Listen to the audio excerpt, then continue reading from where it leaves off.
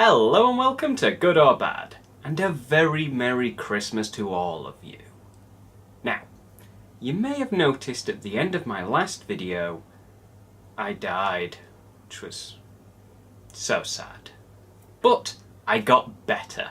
It's a Christmas miracle! And I thought, what better movie to review than a film about a guy dressed as Santa Claus killing people? I know, it's such an original idea. Even in 1984, this movie still wasn't the first one to do it.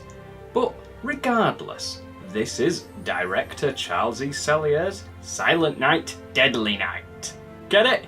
The title's a reference to the song. That's clever. This movie rather festively opens up with a family visiting this guy's father, who is apparently unable to move, speak, or do anything but sit there. But it turns out he is faking it, because when everyone but Billy leaves the room, he starts scaring the merry hell out of the kid by saying that Santa doesn't just bring presents to the nice kids, he punishes the naughty ones, and that if he sees Santa tonight, he better run. Yeah, he's a nice old man, isn't he? Spreading nothing but Christmas cheer. And by Christmas cheer I mean making kids piss their pants with fear. Then when the parents come back in, he goes back to faking it. Now, you may be thinking, oh, is he the killer? I mean, I was definitely thinking that. I knew nothing about this movie before watching it. But it turns out, no, he is not the killer. He is just a guy that pretends to have a medical condition and then scares his grandson. You see Santa Claus tonight? You better run, boy. You better run for your life. And I gotta wonder, what does he get out of faking that condition? What's in it for him? I guess we will never know, as he does not actually come back into this movie at all, so let's just move on. Billy and the family are heading back home, but then they spot an opportunity to exercise some goodwill. It looks like someone has broken down while dressed as, well, take a guess. I'll give you a clue, it's not the Easter Bunny. But this is no harmless Saint Nick, as in a previous scene he mugged and killed a guy.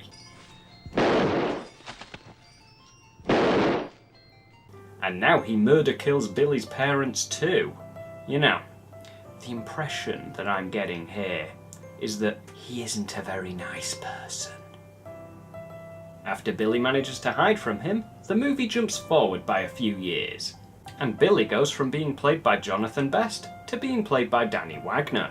Also, his baby brother survives too, which is very important because he has like one line of dialogue and then you forget he exists. So now Billy lives in an orphanage, and we see that he doesn't adjust very well. I mean, he has been through some less than desirable experiences.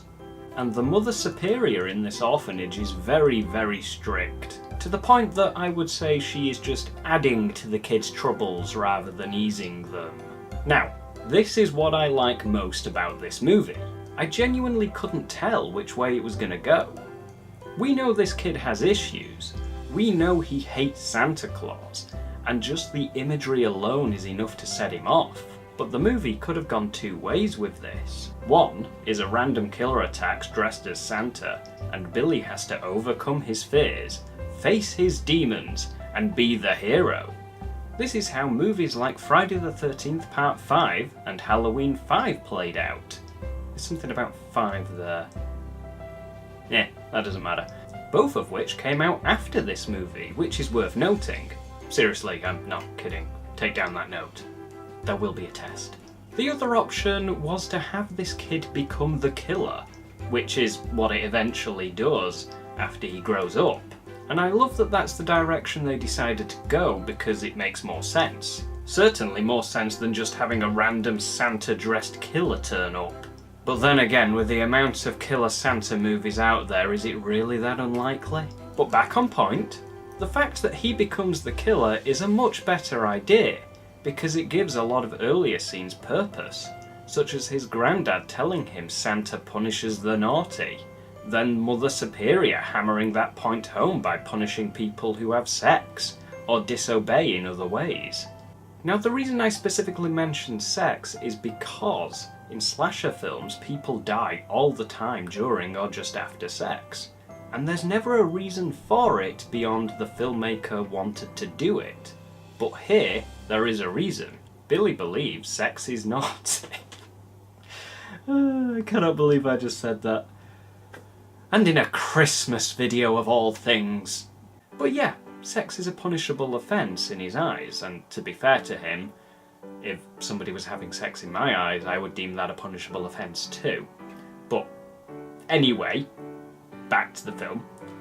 This is because of his experiences growing up, so he deliberately seeks them out, whereas Michael and Jason just sort of happen to kill people during or just after sex. They don't deliberately search for it.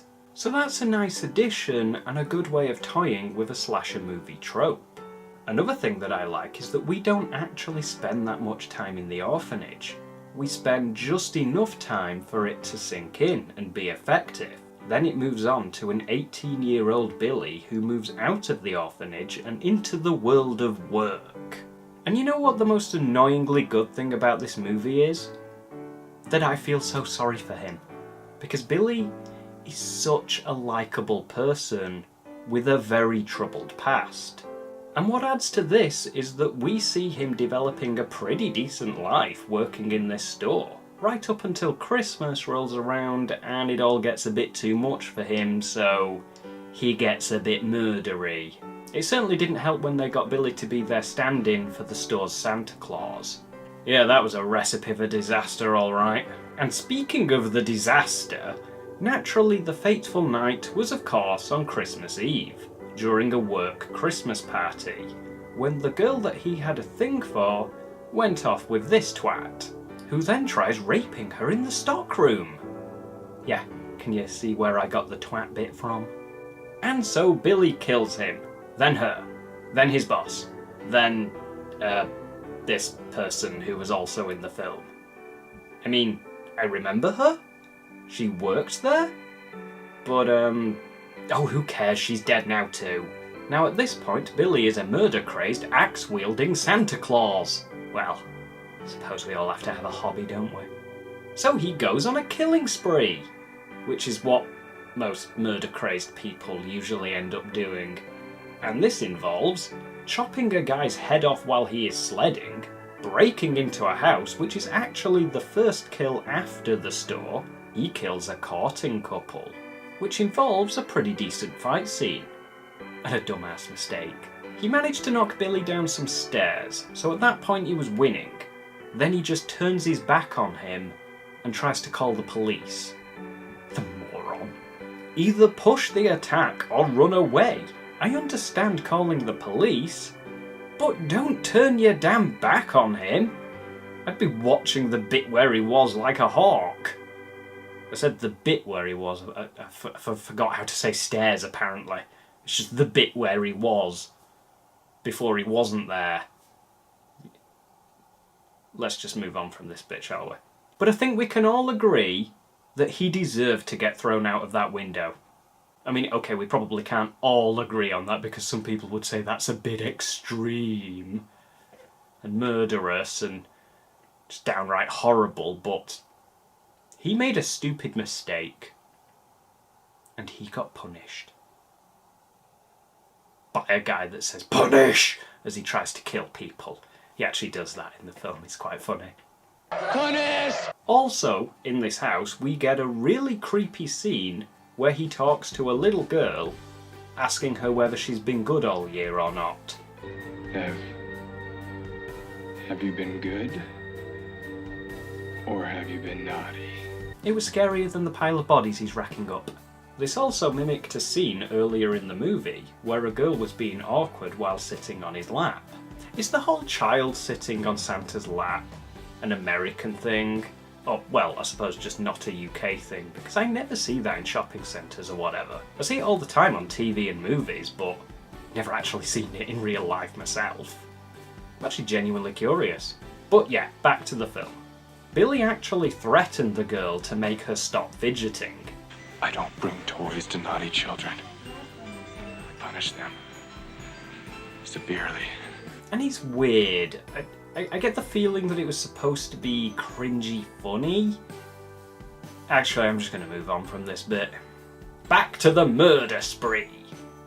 Which is always a good place to go back to, unless it's really happening in real life, in which case it's not a good place to go back to. Although you don't need me telling you that. I mean, it's pretty much common sense that being in a murder spree is not a good place to be in real. I'm going to shut up now. And then keep talking about the film. Sister Margaret, who probably cares about Billy more than pretty much anyone else in this film, checks up on him by going to the store.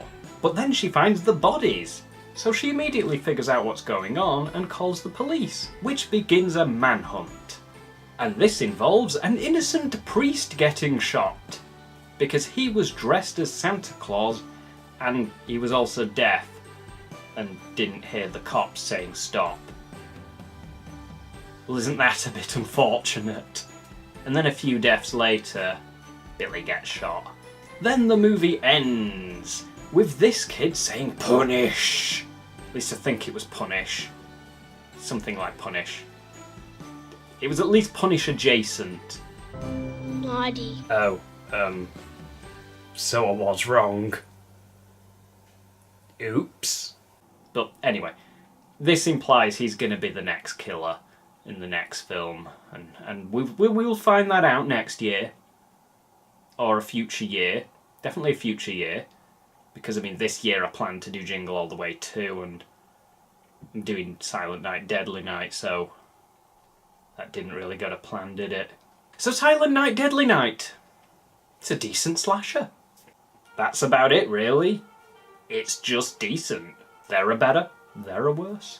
The death scenes range from okay to good, and some scenes do have suspense, and the acting is pretty decent. I especially liked grown-up Billy, who was played by Robert Brian Wilson. I found him to be both sympathetic and very likeable earlier in the film. Then when he became the crazed killer, he was very menacing, and I thought he pulled that switch in personalities off really well. Yet despite that, this movie won't stick with me, and I most likely won't ever watch it again.